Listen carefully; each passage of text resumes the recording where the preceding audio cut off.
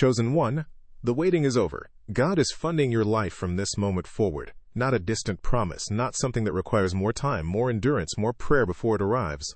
A decision that has already been made, in the place where your name is held, in the record that time cannot touch. You have been in a season designed to test what you were made of, and I need you to hear this clearly. You did not just survive that season, you passed it. The way gold passes through fire, not by avoiding the heat, but by remaining inside it. By holding on to what you knew was true, even when nothing around you confirmed it. God sees what that kind of faithfulness costs. He sees the mornings you chose to rise when every part of you wanted to stay down, the prayers that felt like they echoed in an empty room, the quiet, honest moments when the gap between what was promised and what your life looked like felt too wide to believe across. That gap is closing. The season of invisible investment is complete, and what follows is the season of visible return. In the very ground beneath your life, the structure of your future is being rebuilt by the one who promised it to you before you were born. This is what God funding a life looks like, and it begins today. Before we go any further, I want you to notice something already happening inside you right now. There is a recognition stirring, a quiet yes rising from somewhere beneath your conscious mind. Something about this moment is landing differently than the others. Trust that recognition. It is not wishful thinking. It is your spirit confirming what has already been decided in the unseen. Because what I want to speak to you about is the signs, the markers that have been appearing in your life, in your body, in your emotions, speaking to you long before any external confirmation arrived. These signs are not coincidences. They are language. And that language has been speaking longer than you realized. Let me show you what it has been saying. The first sign that many chosen ones notice in the season just before a major provision shift is a change in their sleep, not the disrupted rest of someone overwhelmed in the ordinary way. Something more specific and deliberate than that. Waking in the early hours, sometimes at the same time each night, with a mind that is suddenly and inexplicably alert and clear, as if something outside the normal rhythms of rest has been calling you into a quiet space the daytime does not offer. You lie there in the dark with a kind of attention that feels significant, like the particular stillness that settles into a room just before an answer arrives. That waking is not your body misfiring. It is not a sign that something is wrong. That is the part of you that lives in deeper awareness, being called to readiness. Because the shift you have been waiting for requires a version of you present and awake in ways the routine of ordinary days has not been requiring. The disrupted sleep is not a problem to manage, it is a preparation to receive. The second sign lives in the body in a different way, a heaviness that settles without warning in the chest, a tension that holds itself across the shoulders and will not quite release. A sense of carrying something invisible and weighty through the ordinary movements of the day. Most people who feel this call it stress. They call it anxiety.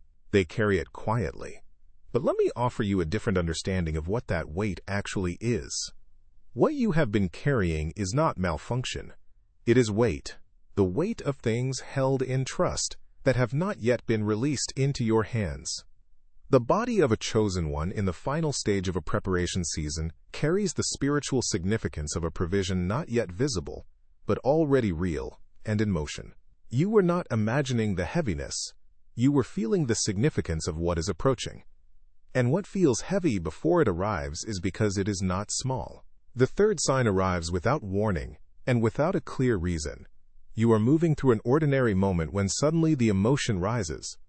Not grief exactly. Not from a specific and identifiable pain, something closer to a combination of exhaustion and recognition.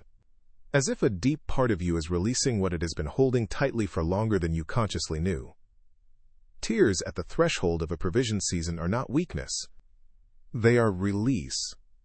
The clearing that precedes the receiving. The opening that makes room for what is coming. When you feel this, do not fight it. Let it move through you. The fourth sign has been showing up in your relationships and the environments that used to feel like home. Things that once filled you have gradually ceased to fill you. Conversations that once brought energy now leave you more depleted. People who have been present for seasons begin to feel as though they belong to a chapter no longer being written, even when nothing dramatic has occurred between you. This is not ingratitude. It is the natural consequence of someone growing beyond a container that was never intended to be permanent. The discomfort you have been feeling in spaces that used to hold you is not a problem to fix. It is a signal. The container is too small now. And the reason it is too small is that what has grown inside you has outgrown the season that shaped it. The fifth sign is perhaps the quietest of all, but may be the most precise. Timing. The right person appearing at the exact moment a particular conversation was needed. A word spoken from a source that could not have known what you were privately carrying. A door opening in the same week, another one closed. Not randomly, but with the precision of something arranged. A connection too exact to hold the weight of the word coincidence anymore. These are not lucky accidents. They are coordinates. Moments placed with intention to confirm that the path you are on has not been forgotten by the one who set you on it. That the arrangement is still happening. 5 signs. And if you were honest with yourself, as I named each one, you recognized at least 3. That recognition is not what you want to believe. It is your spirit identifying language it already knows from the inside. The signs have been real.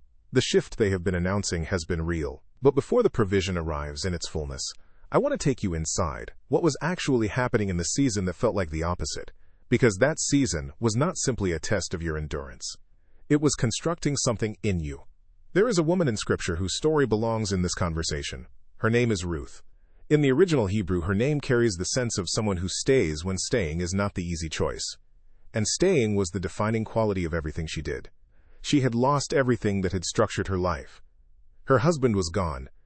The community she had belonged to was no longer hers. She was standing at a crossroads between what was familiar and something that offered no visible promise, no guaranteed provision. And she made the kind of choice that only a chosen one can make.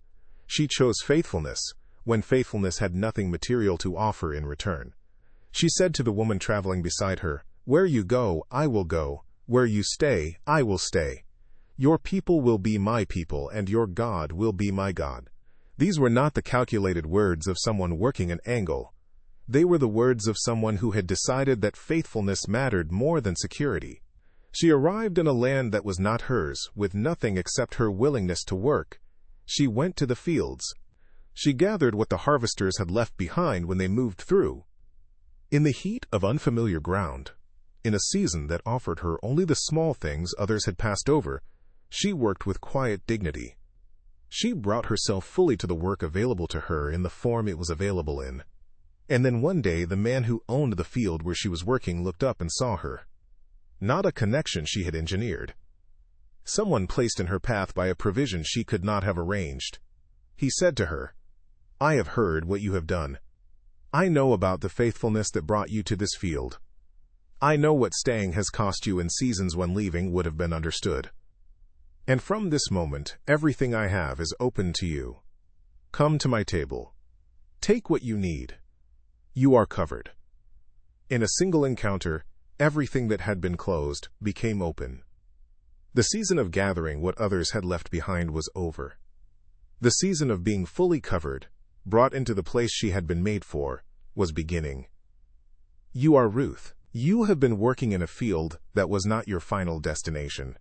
Gathering the small and humble things available with a dignity that required more strength than it looked like from the outside. You have been staying faithful in a season that asked more of you than it returned.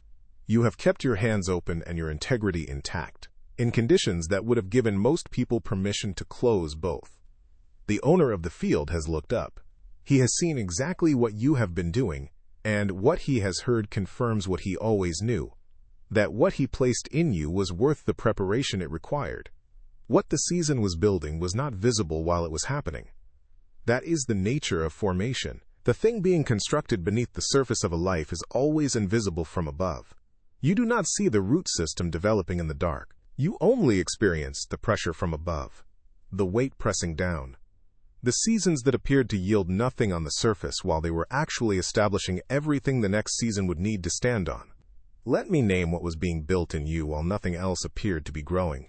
The first thing the wilderness builds is a trust that cannot be shaken by comfort, because it was never constructed on comfort. There are people who trust God when life is going well. Their trust is genuine, but it has not yet been tested by the conditions that reveal whether it holds when visible support disappears. Untested trust, when the first real storm arrives, often shows itself to be more hope than certainty. You do not have that kind of trust. What was forged in you through seasons of holding on without visible confirmation is a trust that does not require evidence to remain intact. That is among the rarest qualities possible in a human life. It cannot be cultivated in a comfortable season. It is only available on the other side of a season that required it absolutely, and you have been living inside that season long enough to have it deeply and permanently built into you. The second thing the wilderness builds is an authentic humility, not the performed version. The world is full of people who perform humility while secretly believing they deserve better treatment than they have been receiving. True humility, the kind that opens a person to receive from sources they did not anticipate and channels they did not arrange, is only built through the experience of needing without receiving for long enough that all the grip of self-sufficiency begins to loosen. You have been in that space, and in that place, over time something released. The hands that had been tightly closed against the pain of lack began to open. That openness, that genuine willingness to receive from whatever source the provision comes through, is the posture that provision requires before it can land. God cannot pour into a closed hand. The wilderness opened yours. The third quality formed in you is harder to name, but may be the most important of all. It is the quality of someone who can be trusted with weight, that they do not collapse when the ground beneath them becomes uncertain, that they do not abandon what matters when holding it costs more than expected, that they stay, that they return to the work even when the work is not yet returning to them, that they keep showing up to a story that has not yet shown them its best chapters and refuse to close the book while it is still being written. This quality is rare, even among people of genuine faith, and it is precisely the quality that a major provision season requires of its recipient. The difficulty was the proof of your capacity, and you held it. Breathe here for just a moment, not because what comes next is difficult, but because you have been carrying what I just named, and naming it deserves a moment of recognition before we continue. What was built in you in that season was not small. It was the foundation of everything the provision will stand on. You did not know that while you were building it, but you built it anyway, and that is exactly what faithfulness does. There is a name I want to give you now, a name that belongs directly in this conversation about provision, an old name, from a time when language was chosen with more care because what it carried mattered. The name is Jehovah-Jireh. It is the name Abraham gave to a particular place on a mountain where God provided for him in the moment that looked most like the end of everything. Abraham climbed with a burden that no language can fully describe, and at the exact moment, the need was absolute. God provided. Not before, not while Abraham was still comfortable and the need was still theoretical, at the exact moment. And Abraham named the place with a phrase that meant the Lord will see and provide. The word Jireh comes from the Hebrew root ra, which does not mean simply to look at something from a distance. It means to look into it, to perceive the full scope of what is present and what is coming at the same time. God has been looking into your situation, not at the surface of your need, but into the history of it, the fullness of it, the scope of what returning it to wholeness actually requires. Jehovah-Jireh does not provide minimally. He provides in proportion to what he sees when he looks in fully. And what he is releasing into your life in this season is reaching across three areas at the same time. The first area being reorganized is your relationships. There are connections in your life that were right for who you were becoming, but are not right for who you have now become. The provision season does not bring more of the wrong kind of people. It creates the right kind of space by releasing what has been occupying it. Some who have been significant in your story will begin to create distance on their own. And what is remarkable is that the hurt of it will be less than you are expecting, because the space they leave will be filled by arrivals that feel less like meeting someone new and more like recognizing someone you already know. God is reorganizing the relational architecture of your life to match the version of your future He is already building. The second area being reorganized is your sense of purpose and calling. the uncertainty sitting in the background of your days, the quiet confusion about whether what you are building is leading somewhere real. That uncertainty is beginning to lift. Not because you will suddenly receive every answer at once. The path ahead resolves the way. A path through early morning fog resolves when you step into it, rather than waiting for it to clear from where you are standing. Clarity arrives as you move. The provision season does not hand you a complete blueprint. It makes the next step visible, and then the step after that. The direction you have been asking for is beginning to resolve. There is something I need to show you about this moment before we go further. I want you to hold it in the back of your mind, because I am going to come back to it and give you the full picture of it later in this message.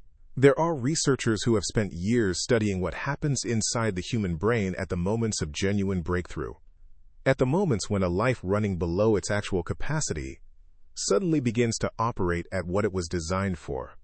What these researchers have found, led by a neurologist who has spent more than 2 decades studying this specific phenomenon, is that the brain at those breakthrough moments looks measurably and documentably different from the brain still operating in survival mode.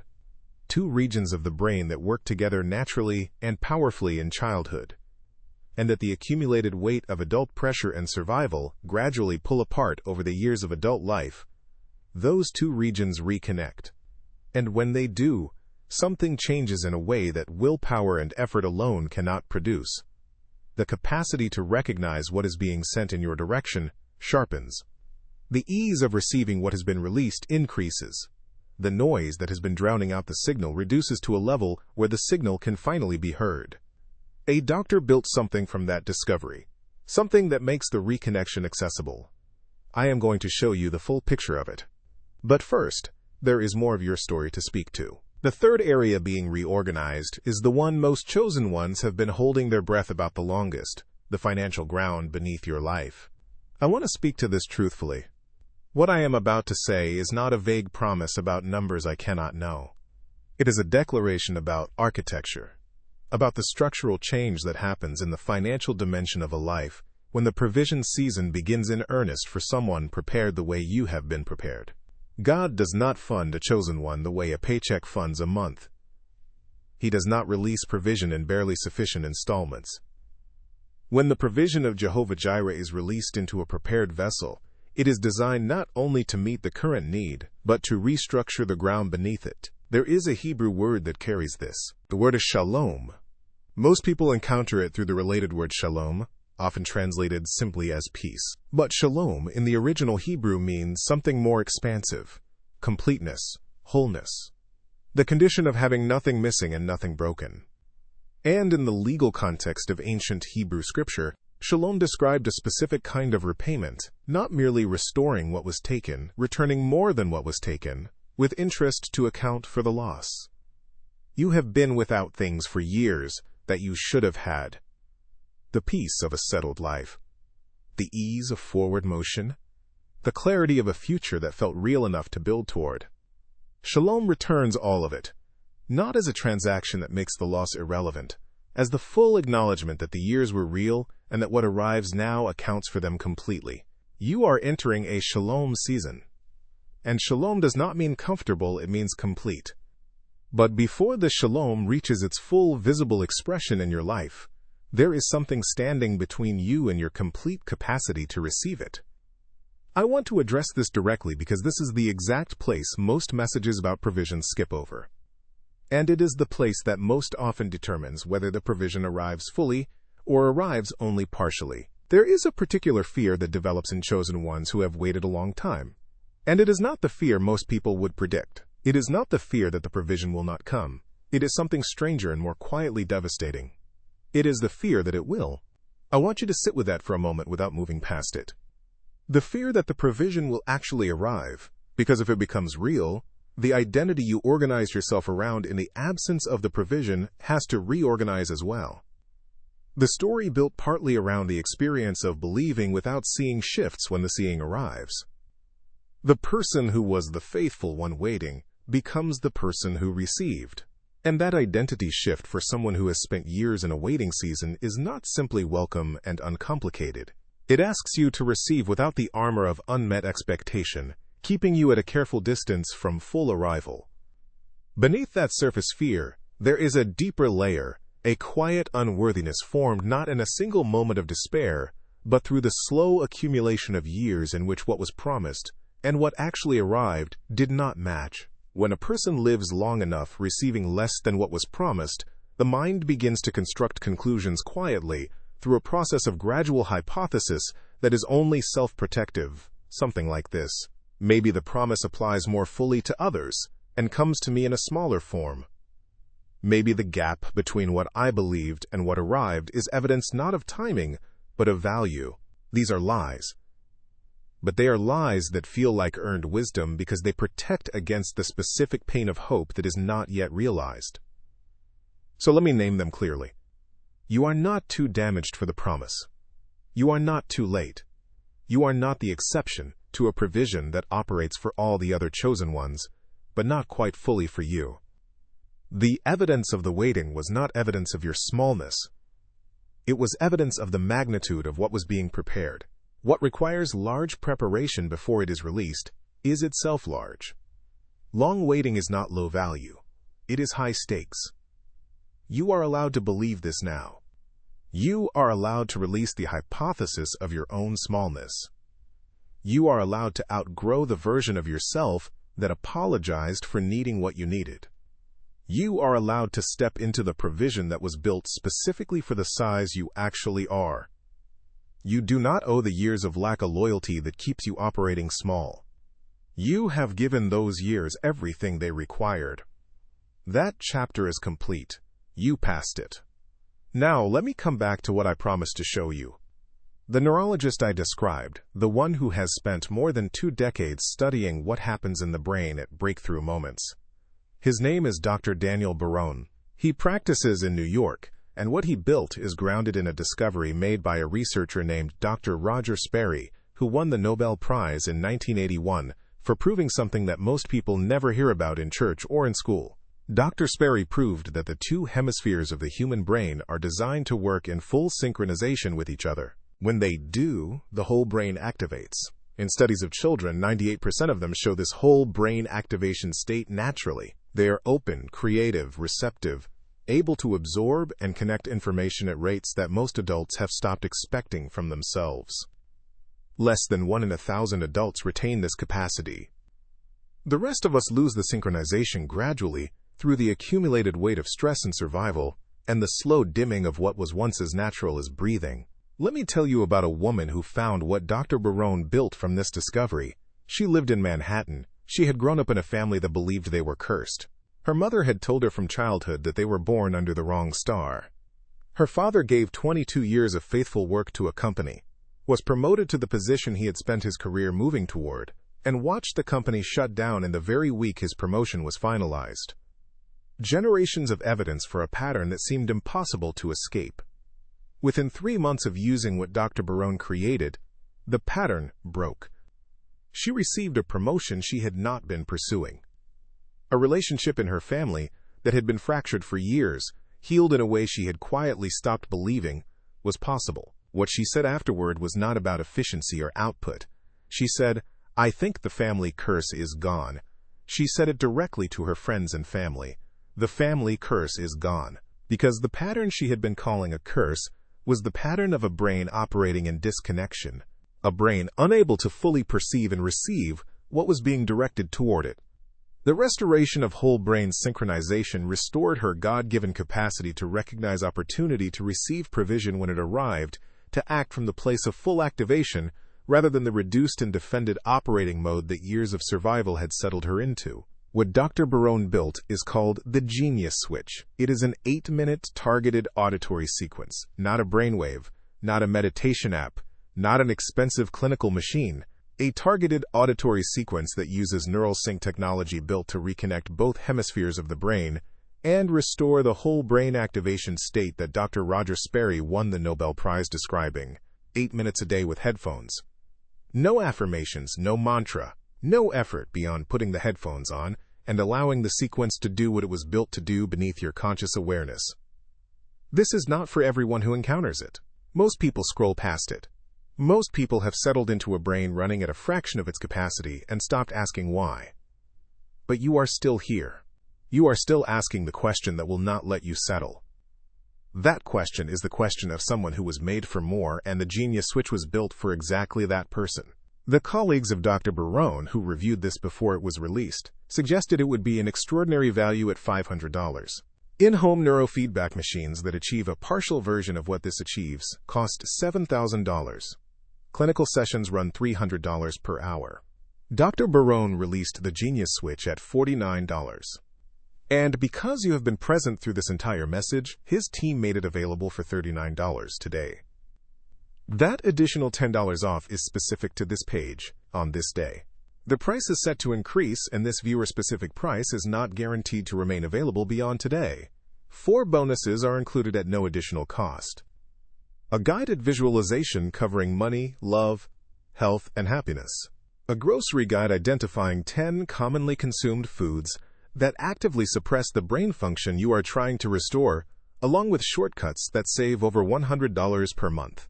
A classic book on abundance that is over 100 years old, available separately for $20 and included here at no cost. And a printable habits guide covering the 5 most important daily practices for building the life your calling requires. Everything is protected by a 100% iron-clad money-back guarantee. If it does not change the way you operate, you do not pay a single cent.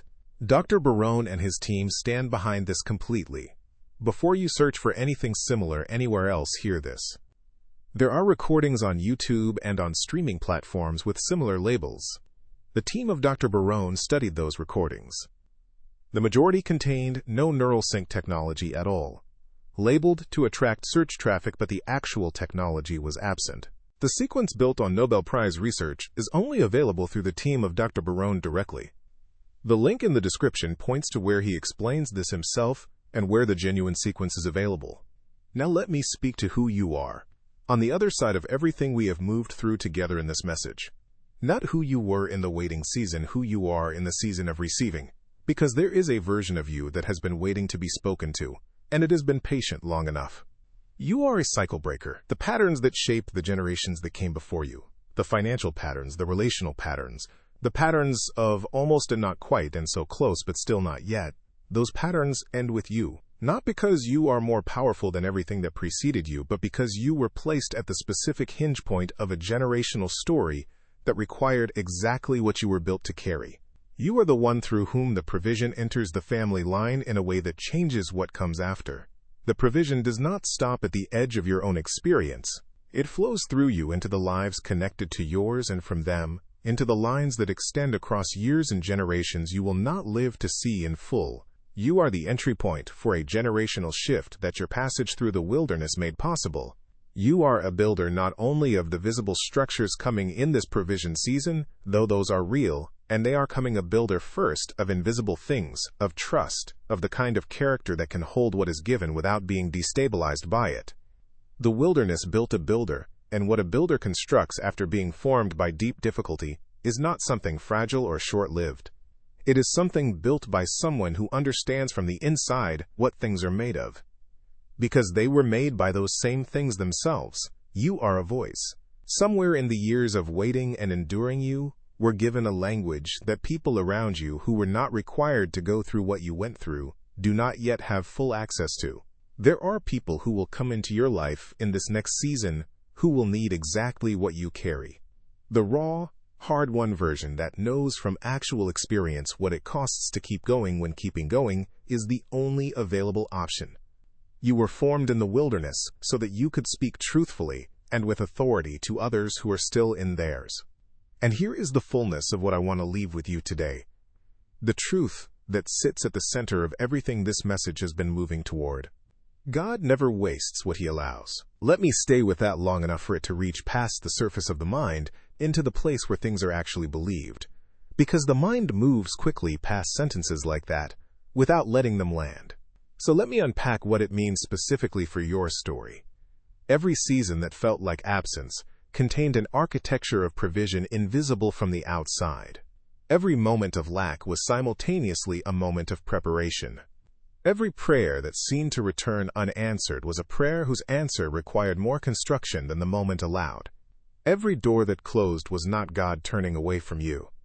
It was God protecting you from the version of the provision that was not yet built, to hold the person you had not yet become. The Hebrew word shalom holds this in its meaning: not merely to restore, not merely to return what was taken, to return with interest, to account for the loss, to make what was broken so complete and so whole that the brokenness is not simply repaired but redeemed.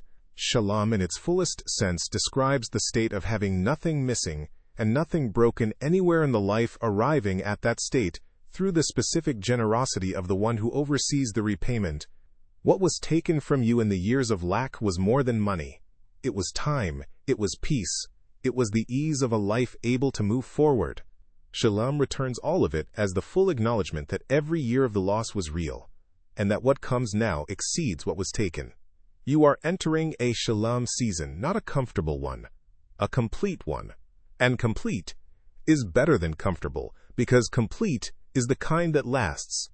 I want to tell you about someone, a chosen one, whose story belongs beside yours as a witness to what you are standing at the edge of entering. This person had watched a major financial support collapse without warning. A contract that had been the primary structure holding a family together for years was ended in a single conversation with no prior indication it was coming. The loss was real. The pressure that followed was immediate and heavy, and what this person did in response is not the natural response when the ground disappears beneath you.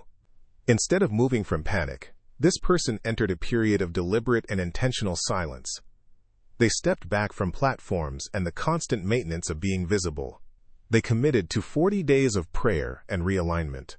The kind of work that looks from the outside like nothing productive is happening but is in reality the most productive work possible.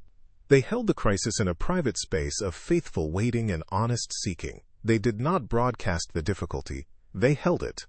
On day 38, a call came in from a company this person had never contacted, found through a connection so unlikely and so specific that no ordinary account of probability could satisfactorily explain it. The contract offered was more than twice the value of what had been lost. Min a high-tim, not a recovery to the baseline of before. A shalom return. The original plus the interest on the loss. This person said afterward, I proved myself in silence before I promoted myself in public. The silence was not emptiness. The silence was a field. The faithfulness given to it was the seed. And the harvest arrived when the season of the field was complete. You have been silent in places.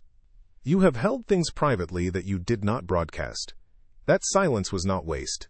It was the field, and the harvest of it is arriving now. Before the closing word, let me draw a clear line under what has been given in this message. You came into this time carrying the weight of a long season. The financial pressure, the relational heaviness, the quiet questions about whether the promise was genuinely for you. What this message has offered is this. The signs you have been experiencing are real. The disrupted sleep, the heaviness in the body, the unexpected emotional waves, the growing discomfort in spaces that used to hold you. The timing coincidence is too precise to be accidental. These are not symptoms of something wrong. They are the markers of something beginning. The formation the wilderness accomplished in you was real. The trust that does not require visible confirmation. The humility that opened your hands. The proven quality of someone who stays when staying is costly. These are the specific qualifications of a provision carrier.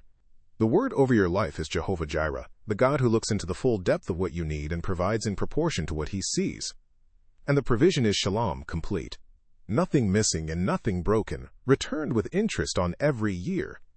Take a breath here, a real one, before the closing word settles over you.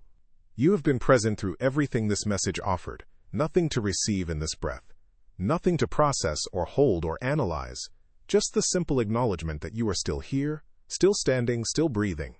That itself is something worth receiving. Before we go further, now hear what is being spoken over your life.